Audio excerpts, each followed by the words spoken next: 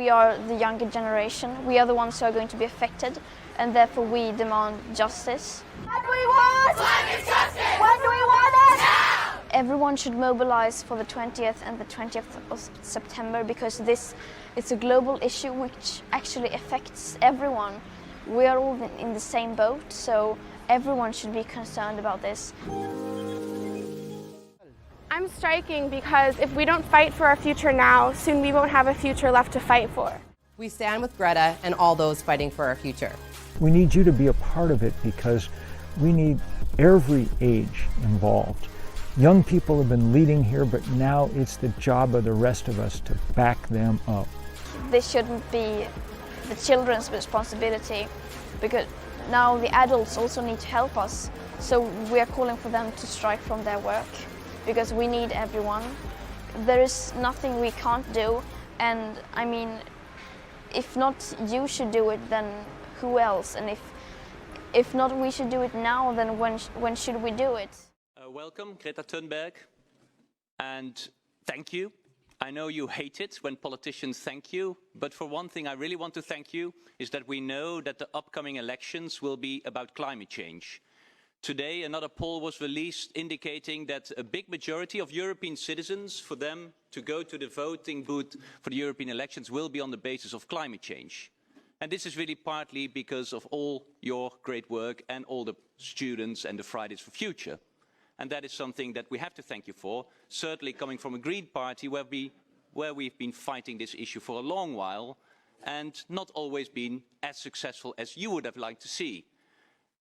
My message is to the young people in Scotland who wants to do more, is to just, we have to realize what is happening and we need to hold the older generations accountable.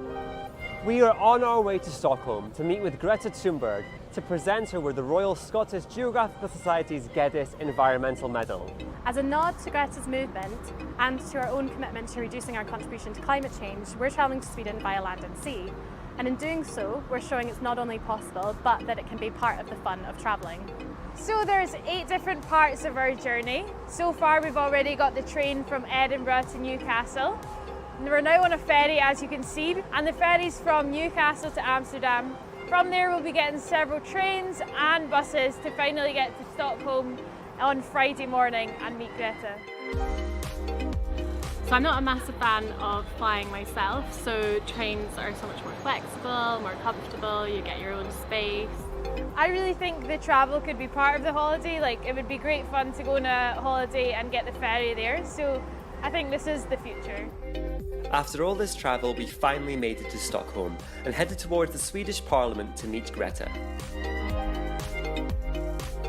After presenting her with her medal, we were also able to talk to her about her thoughts on climate action. It is important that we address the climate crisis because, I mean, we don't have any other option. And there are tipping points that when we pass a certain point and there's no going back, then the Earth starts warming itself. I mean, everyone's future is at risk. It is so incredibly important that young people are getting together and going together and marching together and are really saying that this is enough.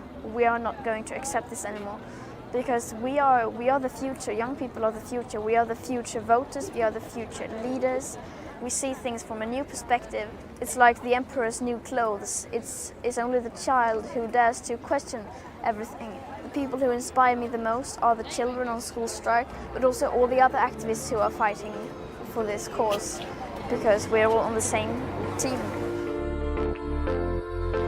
It was incredible to speak with Greta today. Everything she said just made sense and really struck a chord. She was really humble and lovely to chat to, and I'm really happy with how the interview and the medal presentation went, and I hope she is really proud of herself for all of her achievements. She really deserves that award.